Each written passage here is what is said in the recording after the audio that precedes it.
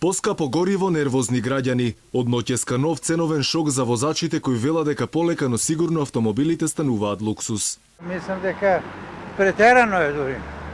На 2 недели како тоа оди? Малку е многу и за наши прилики. Не е добро. Нормално дека не е добро. Стандардот се знае каков не е. Требало да има стабилна цена известно време, па после да опоскапе бензин. А не врви ни месец, а ние го поскапува. Колку е добро тоа? Се чувствува ли на буџетот А дома? се чувствува, како не се чувствува, се е планирано дома. Sve poskapува, шум поскапува, бензинот се поскапува, нормално и храна и така натаму.